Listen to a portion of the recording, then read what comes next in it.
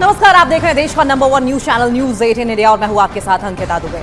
नमस्कार, आपके साथ मैं हूं पूजा और इस बुलेटिन में बात करेंगे तमाम बड़ी खबरों की, लेकिन सबसे पहले शुरुआत एक अच्छी खबर के साथ। अच्छी खबर वो जो इसरो ने साझा की है। जी हां, चंद्रयान 3 अब अपने मिशन मून के और भी करीब पहुंच चुका है, यानी कि हम हिस्ट्री बनाने के बेहद करीब पहुंच चुके हैं और इस हिस्ट्री बनाने के बेहद करीब होने के साथ साथ काउंटडाउन भी शुरू हो चुका है। भारत इतिहास रचने के बेहद करीब है। चंद्रयान 3 की चंद्रमा पर लैंडिंग की उल्टी गिनती शुरू हो चुकी है और अब से कुछ घंटों के बाद भारत उस कीर्तिमान को हासिल करने जा रहा है जिसका उसे सालों से इंतजार था।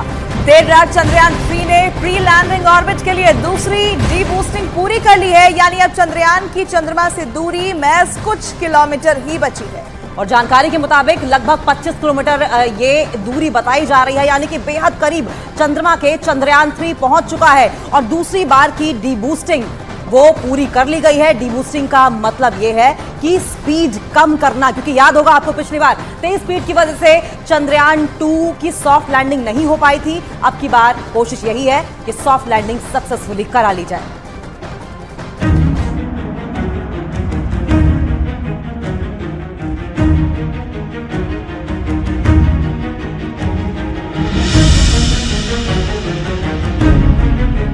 चंद्रयान 3 धीरे धीरे चांद की दहलीज पर पहुंच रहा है।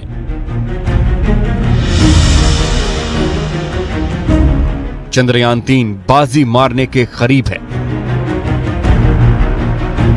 चंद्रयान 3 ऑर्बिट चेंज के बाद डीबूस्टिंग के जरिए चांद के नजदीक पहुंचा और देर रात प्री लैंडिंग ऑर्बिट के लिए उसने दूसरी डीबूस्टिंग भी पूरी कर ली, यानी चंद्रमा के करीब एक और कदम। अब चंद्रयान 3 चंद्रमा की कक्षा में दाखिल होने को तैयार है। बस सिर्फ चंद्रमा पर इसकी सॉफ्ट लैंडिंग का इंतजार है।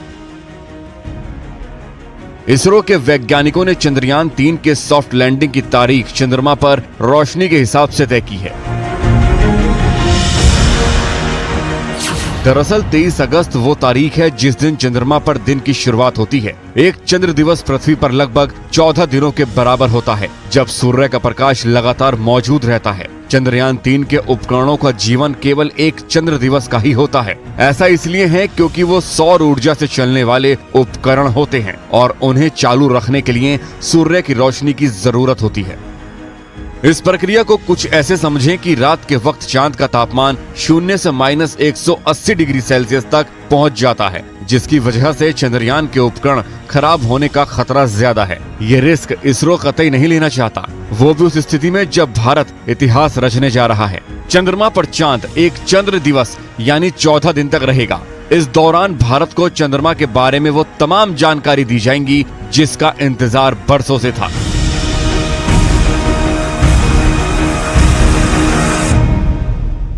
इम्पैक्ट क्रेटर्स क्या होते हैं?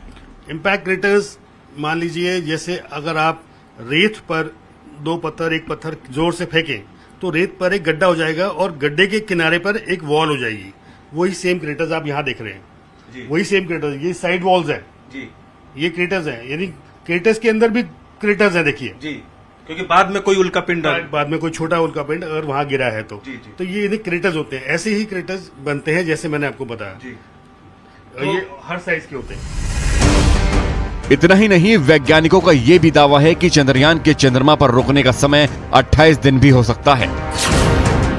लैंडर विक्रम और रोवर प्रज्ञान चार्ज करने की उच्च तकनीक से लैस है। चांद पर -180 डिग्री सेंटीग्रेड तक ठंडक होती है। ऐसे में मशीन को गर्म करना जरूरी है, जिसे देखते हुए बैटरी चार्ज करने की व्यवस्था लैंडर और रोवर दोनों में की गई है।